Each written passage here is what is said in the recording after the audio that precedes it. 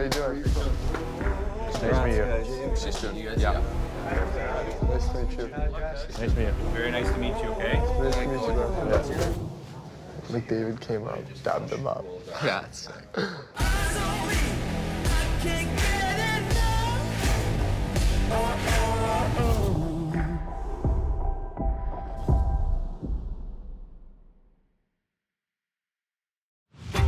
The top of this draft. I think it's a fantastic group. Really exciting players, really exciting options. I think when you look at the 25 NHL draft class, there's a lot to choose from. If you're picking in the top 10, you're going to get a really good player that can help you for a number of years. My name is Matthew Schaefer, defenseman, 17 years old. I'm James Higgins. I'm 18 years old. I'm a centerman. My name is Michael Misa. I'm 18 years old. I'm a forward. I'm Porter Martone, 18 years old. I'm a right wing. Some guys lose steam, and some guys keep rising. We're looking at everything to try to make the best decision possible. For me, when you see drafts like this, it's more opportunity to get guys you like in good spots. It's a really unique draft.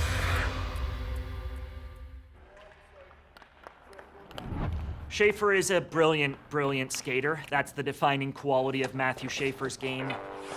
Nice, recover, serve. You're getting a premium, high-end, potential star defenseman. The raw talent is there. I mean, the speed is the one thing that sticks out. Right up! I don't want to put expectations on the kid that are too high, but he's in that same group with, you know, the Makars, the Quinn Hughes. I'm skating with Mark Giordano. He played for the Calgary Flames and then the Toronto Maple Leafs. I'm going to be behind you, but I want you carrying the puck forwards. Like in a game, you're going back towards your net, but I want you to get used to getting your head around there, right? Yeah. You can go to any skills coach, but with Gio, you get so much, you know, like lessons in hockey. You get so many game situations, so pretty cool. He's unbelievable. Just meeting him a couple of times. Just super willing to accept ideas and thoughts, and he works hard. Let's get some eyes on me. Let's get it. 1, 2, 3. He can play on the penalty kill, he can quarterback your power play. You look at 22 points in 17 games for him, he can really do it all. The skating, the size, the head for the game. There is nothing to not like about this kid. He's a player with a chance to be a real star that you can build your franchise around on the ice and off the ice.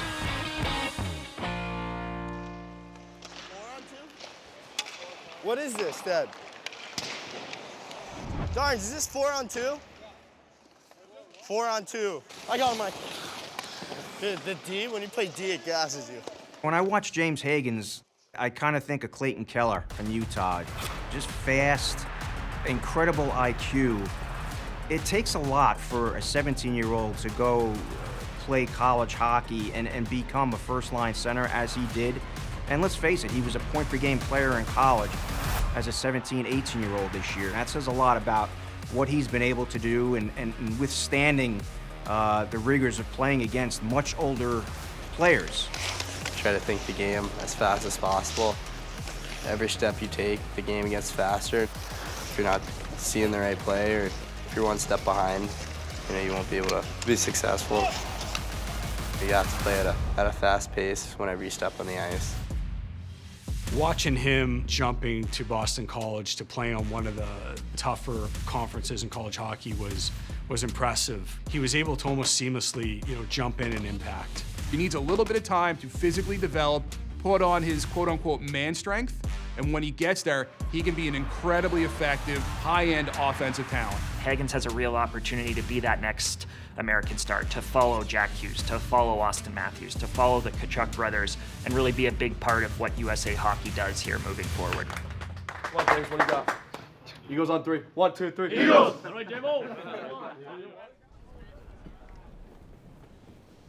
Put the pegs in so when if you hit the bar, it'll pop off. No. When I skate with no goalie, this is what Jared tells me to do. No pegs. You want to move the net back every time. Oh. Drop it. So intensity goes up, volume goes down, right? Go! Go! In a draft class that at the top is defined by its centerman, Porter Martone is the power winger. Bow down to the crown, we the winners. Fall down, come back strong when we get up. compares himself to Corey Perry and Matthew Tkachuk, and that's what he's building towards. He's building towards being a competitive, physical, goal-scoring, skilled, 6'3", 200-pound winger in the NHL. I think he's a bit of a unicorn when I look in that top 10 as that power forward guy who plays with the kind of physical edge that's needed in the playoffs. He seems like a guy that wherever he's chosen in the draft, and I would suspect it might be top 10, maybe earlier, you're getting a good power forward that's going to really benefit your franchise for many, many years.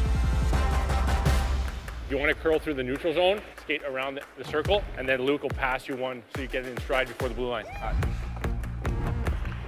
I think with Michael Misa, you're seeing a player who's battle-tested. He's been in the spotlight since he's 15 years old. Reminds me a lot of John Tavares. You're going to look at the end of the night. He's going to have a couple of goals, a couple of assists. He's going to be in the right position, and he's going to help you in all areas of the game. Hey, for this last one, whoever scores more, though. You know, you're expected to perform every time you get on the ice, and that's just something you kind of got to handle. And I think the best way to do that is just focusing on what you can control.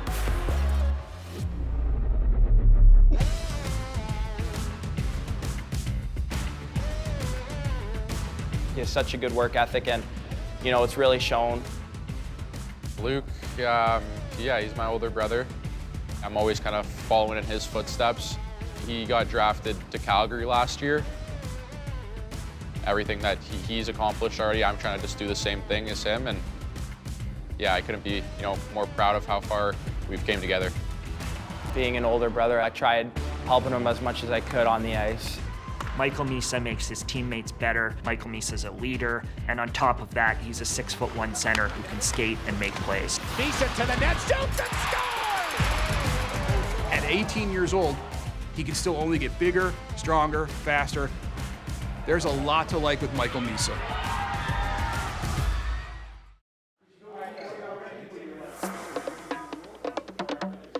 Last year, talking to Steve Tronzano over at the NHL Network, said, hey, Cos, we want you to come in for the draft lottery. Like, okay, Tron's like, how's this going to go? Well, Steve's come up with an idea that if we're able to pull this thing off, it's going to be awesome. Start the countdown. Yeah, as you normally would do in the back room. So in the past, we've been here at NHL Network, but we've been in a back room, a conference room, and we've actually drawn the balls off camera about an hour before the show. But if you're in the room, which I've had the pleasure of being in the room, it's awesome. So you're going to go through the official 16 at the end.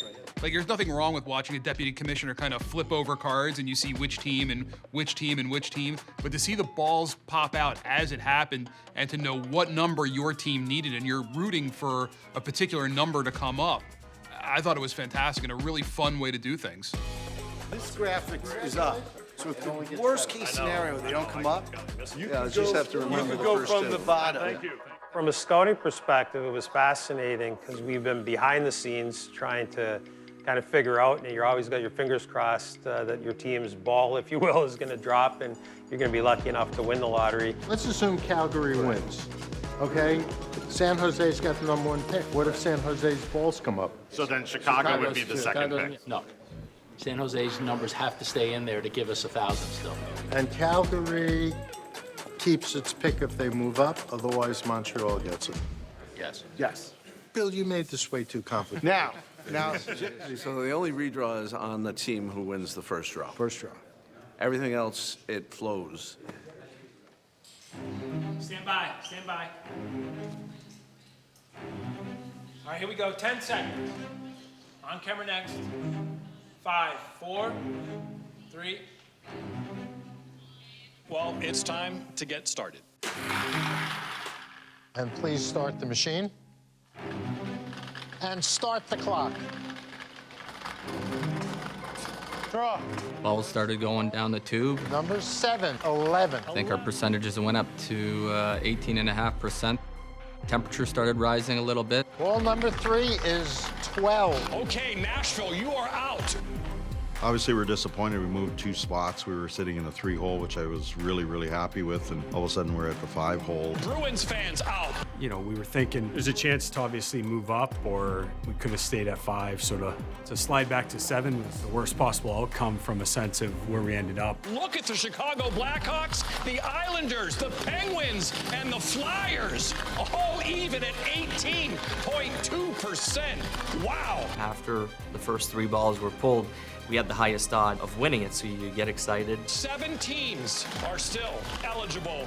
I was anxious going into it to see how it would play on TV, but I thought they did a really nice job with the backdrop and displaying the percentages as they changed. And then once it got down to that final ball and they cut to commercial break. But first, a quick timeout. I thought there was some real tension, and that's difficult to do in a setting like that. The NHL Draft Lottery winner after this.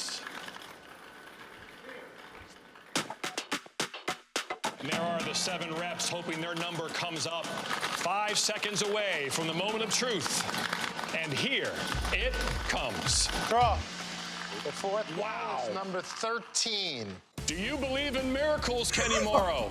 The New York Islanders have won the NHL Draft Lottery. And that look from Kenny says it all. You have the lucky sweaters behind him, the lucky hat on top. I guess we were the lucky ones. It's great to get into a new job and you get the first overall pick. We'll take it with great pleasure. After the Islanders, you're thinking that might be it, and here we go with the second lottery draw. What number will it be for the second overall pick? Draw. Number 3. Wow!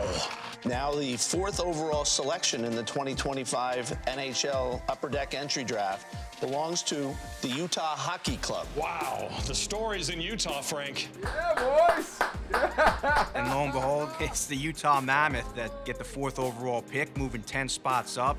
To pick at 4, I mean, like we were just a couple seconds ago, we were just like 10 back. So it's like it still hasn't sunk in, but what a great opportunity for us. I guess in theory, right, Utah moving up helped us. We feel like we're in a really good position to get a really good impact player. Picking 11. So we'll do our best to find the Pittsburgh Penguins a good hockey player. It's always an interesting night. You never know how things are going to go. We've won in the past, and we've stayed pat, and then we've also slid back this year. So it's always interesting and always kind of an exciting evening. What a night it was at the NHL Draft Lottery. It was intense. We had drama. Good job. I said to Commissioner Bettman, like, that has to be 2 of the largest jumps we've seen from teams in the draft lottery before.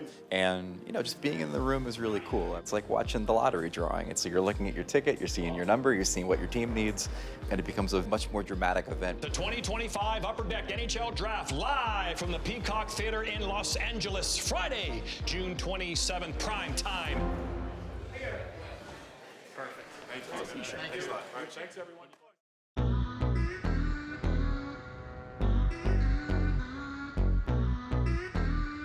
There's certainly a pull in Long Island for the Islanders to at least consider the local boy, to represent where he's from, that he could be the focal point of your organization for the next 10, 12, 15 years. Growing up on Long Island, I was an Isles fan. I went to my first ever NHL playoff game at the Coliseum. I thought it was the coolest thing in the world. Long Island is not a traditional hockey area.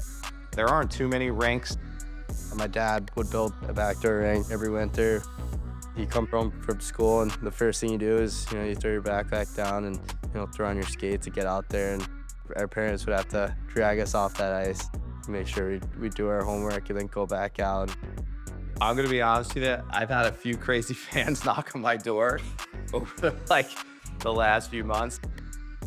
I had a packet of them dropped at my door, and I'm like, okay. Next thing you know, you start seeing them on cars. He's from Long Island. We're all Islanders, right? I get it, but you know, it's we'll see what happens. You know, it would be pretty special. Welcome aboard. Watch your step. Thank you. Watch your step. Thank you. I'm a school teacher. I've been teaching for 25 years here on Long Island. I also work on fishing boats. Welcome aboard the Captain Lou 7. You have 2 mates down on deck to help you out. You have James, you have Corey. It's part of our heritage on Long Island, our whole family. We've worked on the South Shore waters for a long time, and We wanted our kids to always have a piece of that in their life. Me and my brother, we started out baiting hooks, making sure the customers are happy. Just make sure your thumb presses against it when you're letting it down. This right here, or else it'll get all tangled up. Other than that, you're good. It's a great job. You're on the water, you're on the open. It's awesome. We'll do that over the summer, me and my brother. Oh, fish on. It's a nice one. Thank you. This one's not big enough to be a keeper. Look at that guy. Yeah, it's a beautiful fish. To have my kids be able to play hockey but still get away from the game and come out and enjoy Long Island. So important. So many of these kids we see with sports, with hockey, they're locked in that rink 12 months a year. This stuff is important. It kind of reminds you where you come from. Thanks for coming. Of course. Thanks for coming. Thanks for coming. Thanks for coming. Oakville, Ontario is a hockey town. There's a lot of good hockey players that have already come out of Oakville. What really drove me at the start was my cousins in the GTHL and my older brother, Luke. I'm always kind of following in his footsteps. They're 14 months apart.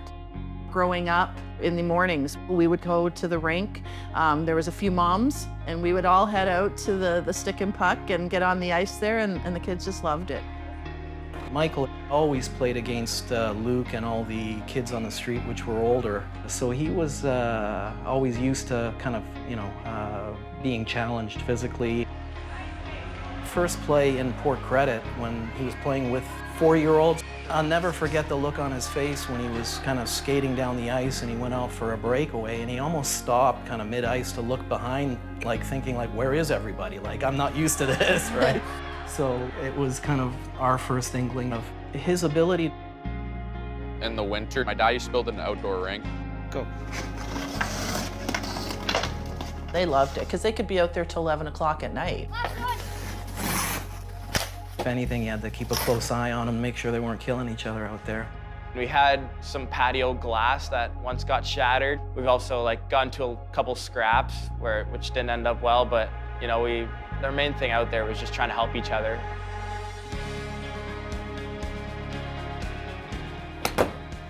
Beauty. And it's hooked right. Just such a great brother to have around. I could talk to him about anything. Not me again? It's you again. Luke is his biggest supporter, right? So he'll be ecstatic for him. Just like Michael was ecstatic for Luke last year when he got drafted. You really gotta hit it, eh? I didn't mean to do that. I knew that was coming. That's embarrassing, a 9.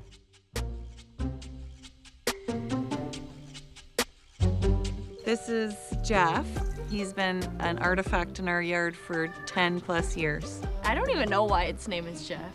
Who did I name it? You named him and my sister came up with the name. Yeah, we named him. My dad, he played in the OHL. He was drafted to the Buffalo Sabres. My sister, she's a pretty good hockey player as well. This is a chair, and then he used to come out to here, like a chest protector. I guess my sister must have hit the goal in the chest too many times. Yeah. But and this is dented because he hit the goalie in the face too many times. I've been teaching at St. Paul and Lakefield for 13 years. The sign out front was my principal's idea. She really opened the school up today, and everybody on staff was so excited and welcomed him with open arms. Oh, hey guys. Hi. What's up, guys? I like the jerseys. Oh yeah, I like that one. They've organized some questions for you. Do you want to start with that? Sure. All right. When did you start hockey? Started hockey when I was 2. Do you know he still wore a diaper when he started playing hockey? Not right now. Lincoln, what's your question? What team are you going to? That's a tough one because I don't know yet. You'll find out the exact same time I do. The NHL draft's really coming up close, and I'm getting excited. I think it's going to be pretty cool to go down to LA, with my family and friends and kind of share that moment with everyone who's kind of supported me throughout my life. The special activity we're gonna do is go down and we're gonna have a little game of floor hockey with Porter playing in it. There we go. Ready? 1, 2, 3. Go. Yeah!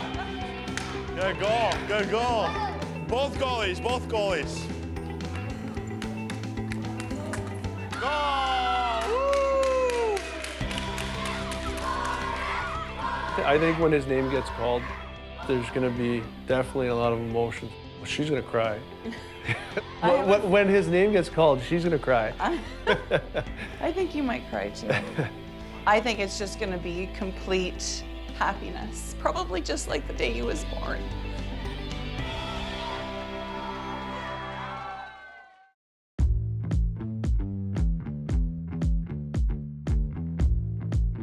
How's it going?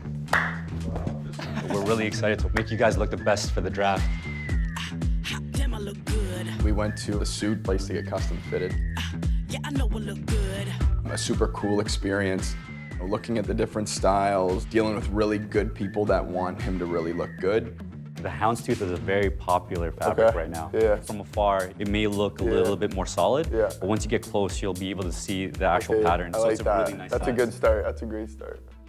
My brother was my role model growing up, and he got into the game of hockey, and I just followed in his footsteps. He had a soother in his mouth, a mini stick in his hand, and said, I want to be like Big Bro. We broke a couple garage doors because he'd dump the ball or puck to the garage, and I'd go and I'd kind of follow the bait, and he'd blow me up. For the first few years, it was Johnny, leave him alone. And then probably by the time Matthew was about 7, it was like, Matthew, leave him alone. It wasn't long before he could actually keep up with me. I think I was only, maybe 16 years old, and obviously he was 9 years younger. My mom's name is Jennifer. She was a one of a kind. Me and my brother would put on our rollerblades and, go out, and she'd put on goalie equipment and go in that for us. Me and my brother would not be the nicest and try to shoot in spots where she didn't have padding. Mom would always come in and she'd say, why this one part of my left knee? Do they realize there's no cushion or tape or anything and they have to find it? I'd go in to go to the washroom or something. She'd be sitting in her lawn chair full of goalie equipment, and people would be driving by going, Jen, what's going on here? Because I wouldn't be out there, so they wouldn't know what she was doing. My brother played for the Niagara Ice Dogs. I found it so cool. My dad would always watch him in the OHL, and then me and my mom would go to tournaments and games, and we'd spend a lot of time together. She'd always tell me that I played a good game no matter, if I didn't. And I go, Mom, how'd I play? Honey, you played amazing, like always. Matthew Shaver, congratulations, the first overall pick in the OHL priority selection, the winner. It's so crazy because you grow up playing hockey because you love the game, and then it gets more serious and you think, maybe I can go somewhere with this. Matthew Shaver going to turn on the jets of his own down the left side. Here's the rookie. Shaver shoots and scores. How's that for a laser beam? It's one of those impact players, and he's only getting better. That's kind of the scary thing. And I don't think there's any doubt that he's the best defenseman in the 2025 draft. And one of the biggest things nobody in the draft have ever seen where, houndstooth. Exactly. And I want to be like different. I'll wear the same one. Is that okay? Yeah. No? No? Yeah. Okay. We're a simple family. We're not used to having people treat us like rock stars. I was glad to be there with the boys. I love sharing the experience. But you would get that in a full suit. If you want to go all out, I think so. I think it looks full more suit. dressy full suit. Yeah, Exactly. I think so too. Yeah. And then with the black loafer that we were talking about earlier, I think that that would be really good nice. actually, because then the black kind of ties into Don't pretend you're a fashion guy. You're a hockey player. He's taught He's me. the fashion He's guy. taught me some stuff. I learned it from him. I would love to actually get into even talking about your lining. He's got the pictures of his mom and stuff like that, and family pictures that are going to go inside the breast over the heart. And I know he's pumped about that, being able to take his jacket off and show the family pictures and show pictures of mom and stuff like that. We're such a close family. I wouldn't be here today if it wasn't for them. We've just been through so much. I remember we were sitting at the kitchen table, and my mom ended up telling us that she had cancer, and you really never expect it to be your family. We know many people who have been diagnosed with breast cancer and go on to live long lives, and that's what we both felt at the time. The first thing my mom said was, she's gonna fight so hard, and she's gonna fight, and she's gonna beat it. After all her chemo, she was ringing the bell that she beat it, and she was so happy. But a little bit later, they told us that it came back and it's, you know, faster, stronger, scarier. What hurt me was to see her have to go through all that stuff again. The thing that is crazy, and I don't know how she does it, was she'd always have a smile on her face and she always have the most energy out of all the family. She fought an extra 2 years to stay with us and watch me play, you know, basically a season in the OHL. Certain drugs were working, and then we would go on to the next round of drugs, and everything was good. In the back of my mind, I was always concerned, when is the last, what are we going to do when the last and final drugs don't work anymore? Honestly, I thought that was 10 years away. We went in for a regular appointment. We were looking to switch medications. The doctor basically, you know, pulled me aside. And then father mode went in, and I knew I had to make the, had to make the call to Matthew. I got a call from my dad saying, you gotta come home. Mom's in the hospital, she's not doing good. And I remember breaking out into tears and I was crying. We got him home from Erie. And again, I thought maybe months, you know, she'd be in the hospital and everything would be fine, but she got sick really quick.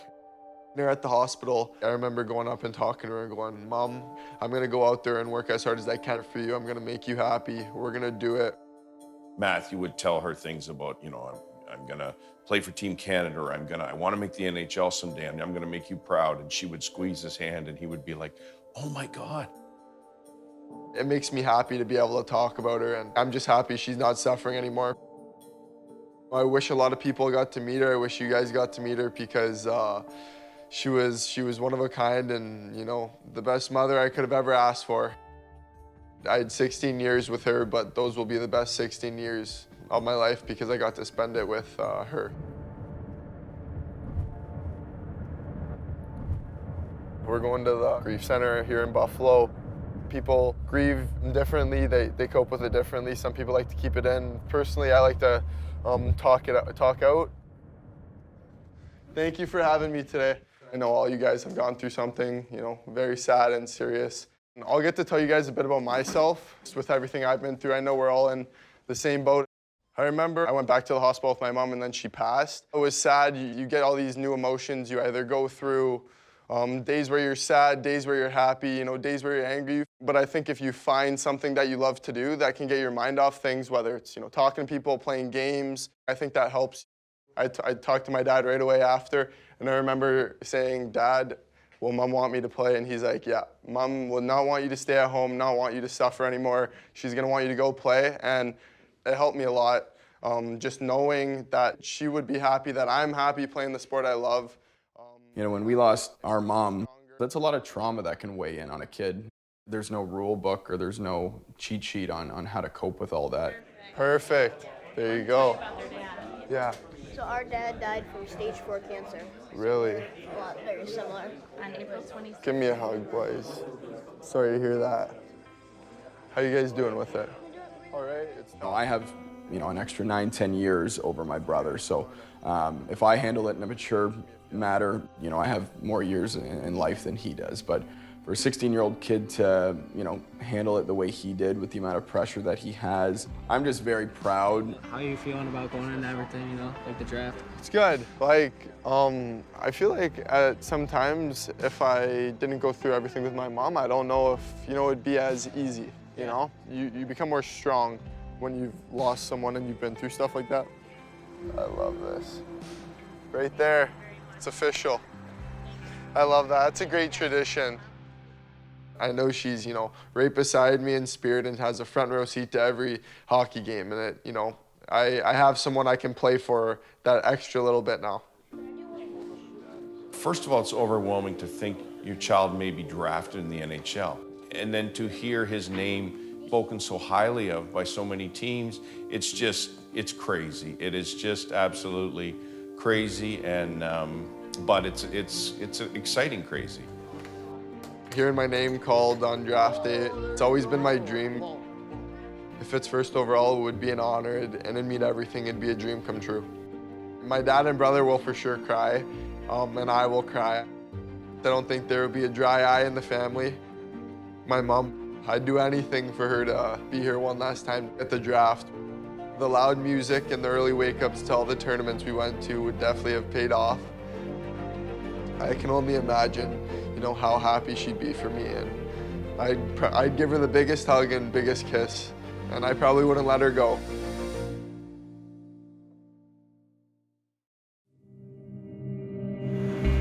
The Combine is really important for a number of factors. It gives you a last look into the players, the personalities. Obviously, there's a fitness component, but you get a chance to see them one after another. You get to dig in a little deeper in what they're made of, what kind of personality they have, which helps us make decisions. For a lot of management people, this is their first opportunity to really meet the guys who they'll be staking a big part of their careers on, making major decisions for the future of their organization on, and just to make sure that everything you've heard throughout the year is verified. The testings at the Combine really helps you understanding what type of body they have, how long, you know, the progression is going to take. The character and the makeup of each athlete is critically important in terms of maximizing their potential. It's a very useful touch point of having the top tier of players all in one place. Ultimately, the Combine is an opportunity to get these kids in a room, really push themselves to the limit. You can see how they compete, if they push through things, how they do being watched, are they uncomfortable? It's a process. It takes the entire year to get to that point.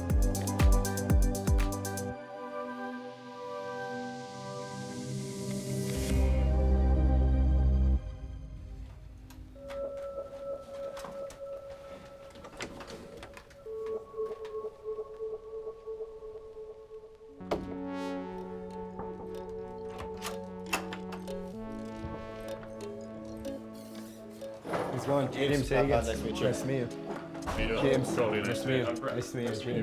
James, nice to meet you. Our approach in the rooms with the players kind of spans a little bit of everything. There's certain things that you really want to know about a specific player based on either their game or something you've learned, but a lot of the times it's just trying to understand that should we draft that player, what we would be acquiring. In the GM chair now, it's important to know those players as much as you can, and so that's why those interviews all week are great. Something I'd like to ask you, really late in shifts, you still have so much energy left. That's a unique trait that you don't see out of a lot of guys. Where does that come from? I love playing hockey. Yeah. You play any other sports growing up? Lacrosse, yeah. I was big to lacrosse until minor midget, like my draft here to the OHL. Let's go, Porter. Nice to meet you. What do you attribute to your success? I think my work ethic. I go to the rink every day with a new mindset and something else I want to get better, work on a skill. You want them to be comfortable, try and get to know them a little bit off the ice and find out about their background, their history, and how they got from where they were 10 years ago to where they are now. Is this the... Yeah, sports. So sorry. That's all right. Hi, Michelle. Hi. Nice to nice meet to you. meet you. You can come on in. We'll get you all set up, and we're gonna just have you sitting in the far chair. No, it's legit. I'm William Moore. I'm a center for USNCP and from Mississauga, Ontario. Born with a Brazilian mother, American father. They met in Brazil.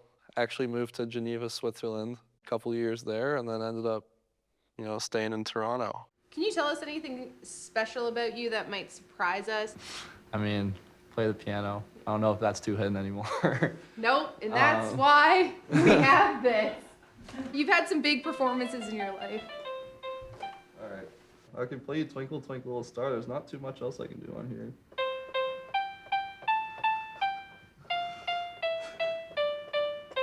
I apologize for the level of difficulty, but you know, there's only so many keys I can play on here, so. Played classical my whole life, getting through the ranks of the Royal Conservatory, and was able to place high enough in a national championship to where I could play in Carnegie Hall at a young age, and that was an unforgettable experience. Perfect. Thank you guys so much. Sorry for being late again. Oh, you were fine, yeah. I think especially my academic and musical background that brings me a sort of creative style to my game. Some elegance, some finesse, even as a big body. I think some of my puck skills, my hands comes from playing on the keys, and that's kind of shaped who I am as a player. I know you hockey guys are crazy about your hair. It's a thing. I don't have a good flow game, so I let it grow in the front. I think you do. Never done this before. You're gonna start playing like mascara on me and stuff. Oh, yeah, definitely. Pink lips. Contour. Is that cool? Contour. I learned a couple vocabularies. you're good to go. I am? Yeah. Oh, I guess I'm attractive then. I'm kidding. All right, this one, lean it forward, kind of on your forearms. When I think of Will Moore, I think of a player with a lot of intelligence. He scored a lot of his goals from in tight with the National Team Development Program this year. They're at the under-18s for the U.S., and he is driving play, he's getting to the inside, he's making plays, he's everywhere. And so I love the way that he ended the season, and I like the fact that he's just not married to hockey. Like most of these guys, hockey is everything, and they don't have an escape. For William, he has that escape, and I think that's important because from here on out for him, it's going to be nothing but pressure. How are you going to escape that pressure sometimes? Have something away from hockey. Whatever you want to do at the end. Good. There you go. Best personality so far today. I'm not actually Porter Martell. I just have a shirt. Why? He's my buddy. He's over there. Pretending you're Porter Martell. Something cooler than mine. Yeah, I had to bring mine. Oh, really? Yeah. Yeah, I did look a little better than you though on that one. Yeah? The blue looks good on me. Do you like the makeup? I don't really know. I mean, I shower right after this. Wash it off. I'm not wearing makeup into my next meeting. Kayshawn Aitchison is mean. You hear the term throwback tossed around with him. A physical presence, an infectious personality whose teammates gravitate around him.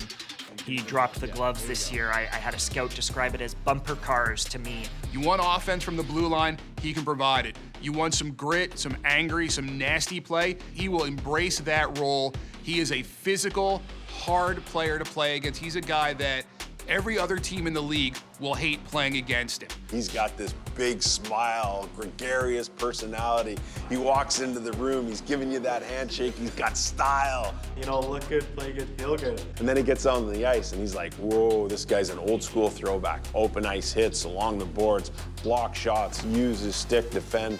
Oh, by the way, had 26 goals this year for Barrie in the Ontario Hockey League. Like, crazy stuff that he was able to accomplish this year. People are gonna say like, oh, this is a guy we need. I love it. I can't wait to see what you're going to bring in LA. Thanks for your time, Kayshawn. Thank you. Awesome. Best of luck to you. We'll see you in LA, okay? Thank you. Yeah, you too. It's obviously a good draft class. There's a lot of skill, a ton of good players, and yeah, I think I'm probably one of the best. Like any team that wants me and wants to take me on that night, I'm ready to play for them. He can shoot. Very far. Maybe not aim, but he can rip it. Yes. Is this your candy?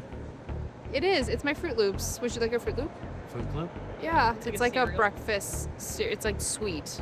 It's like sugary. What is cereal? It's cereal. Cereal. That's called Fruit cereal. Loops. A lot of sugar. Yeah, it is a lot of sugar. See, they're good. Yeah. It's getting your sugar up, so you'll be good for your testing. Yeah.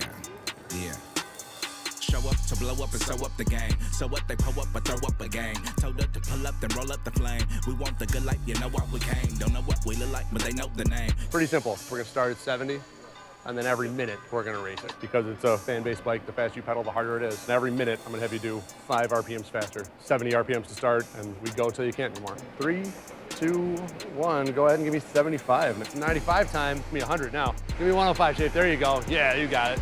Sprint, harder, faster, harder, come on. Keep the speed up there, come on. You gotta give me 110, you gotta give me 110. Up, keep going, grind it out. Come on, push. 9, good effort.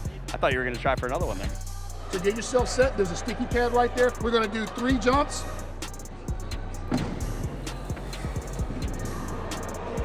Set a combine record today. Thank you, appreciate it. I love the competitiveness. That's USA Hockey. Yeah. Epperson's hammering the pull-ups. 14, no kicks. 14. One more. Going down, touch right hand to the line down there, touch left hand to the line here. Good to go. And then back to the middle. 4.19. What the? Jump as high as you can. Yeah. So after your 3 jumps on this first test, you're going to step off the back. Then you're going to do your next jump, which is going to be the hands and the hips.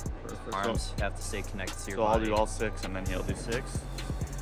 That's it. Nicely done. Go. So right from the start, they start yelling at you? Oh wait, they're screaming. If you don't want to get yelled at, you can ask them to respectfully not yell in your face, but if you think it's going to hype you up, then you can tell them to yell louder. Just probably the worst 30 seconds of your life. It's just a you gotta like, come here and grip the mic. Yeah. I call you Matt. Call me whatever you want. Those cameras, you reckon? Yeah, I know, exactly. I called a lot of words off camera, so. All right, brother, here's the deal. 30 seconds, give me everything you've got. Don't hold back. Go as hard as you can. 3, 2, go, go, go, go, go!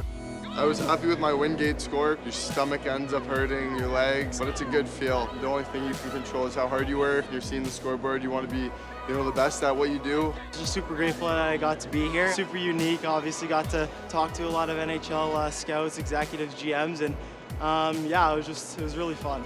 It's awesome. You're gathered with some of the best kids in the world. It's cool because you played against most of them, or you're meeting new kids. Good time to kind of build a connection with people you don't know. Bonding with people is such a big thing in hockey. Coming close as a group, training against each other, we're trying to get the best scores, but at the end of the day, it's a healthy and competitive relationship. We went from 14 to 4, and the talent level changes a lot when you do that. The Cale Makars and the Peter Angelos and the Yzermans and the Kachucks have all been picked at 4. The plan is to never have as many picks as we're going to have in the top 50, but it is there. It's exciting going into the draft. It's a work in progress. It's constantly changing. We keep watching videos of them. The work doesn't end after the combine. It's important to know every single pick in the top 50. He has a ton of impact in all 3 zones. He's always sniffing for more offense. He's the type of player that can win you series because of just the way he drags everybody into the mud. You don't teach a baby shark how to bite. They know how to bite. Because of all the picks we have, there's a good chance that things are going to move around. If you had to sacrifice a really good player off your team to move up to get this guy, is he worth it? If we feel that's the best player there available, we got to dig deep. We're not picking at 4 to get a third-line guy. I'm going to say this bluntly. I'd rather miss than get a third-line guy. We're swinging. This player that comes from this draft can help us get over the hump into winning a Stanley Cup. Remember this, we won the lottery. Now let's win the draft, gentlemen. Let's win the draft here. Utah's got a really, really exciting young team that they're building around. The opportunity in front of them now is real. This is a draft of about 6 or 7 sort of high-end consensus players that everybody agrees are the premium prospects in this age group. At 4, they're guaranteed to get one there. Philadelphia, 3 picks in the first round. There's a big opportunity for them to do a lot of things as we approach the draft. For us, it's a critical draft for the future of our organization. The blessing of a bad year is you get a good draft choice. We've got 3 first-rounders this year. Nashville hasn't picked this high in a very long time, since Seth Jones. We always feel that there's always an underrated player in every draft that maybe they weren't able to show their true worth this year. I think your strategy can change a little bit when you have multiple first-round picks. Somewhere in there, you can try and hit the home run. Odds are at number 3, Chicago's going to get a really good forward at that pick. We've made a lot of draft picks over the last couple years, and there's an exciting future in Chicago because of the success we've had at the draft. The San Jose Sharks have a lot of good young talent in their system as well. There was some real patience for them to sort of sit in a bit of a rebuild, to add premium players at the top of the draft, and you're going to get to add yet another one at 2nd overall. There are a lot of lines to draw between James Hagens, the Hagens family, and the Islanders organization. In saying that, then there's Matthew Schaefer, and you have to consider Matthew Schaefer, and you talk to scouts. Matthew Schaefer is viewed as the top prospect in this age group. Well, we're not going to spill the secrets here, but our scouts have done a hell of a job all year, and we're going to luckily speak first at the draft. Welcome to LA, welcome to LA. The NHL draft in LA is going to be exciting. Amazing. It's going to be a fun time. Kind of like Hollywood, I think it should be pretty cool. Welcome to LA, welcome to LA. You think of Los Angeles, they got a lot of swag. It's going to be a fun place to have the draft. Hearing my name called is going to be very surreal. It's going to be special. It's going to be a once-in-a-lifetime experience. There's so much more ahead of me, so I'm kind of excited to take that step. Stepping on the stage and putting on my first NHL jersey is definitely going to be very cool. And I think my mom's going to be definitely the most emotional. I think it's going to be my mom for sure. I think she'll cry. My mom, she's a pretty emotional girl. I mean, I'm her baby. She might get a little waterworks. We'll see, though.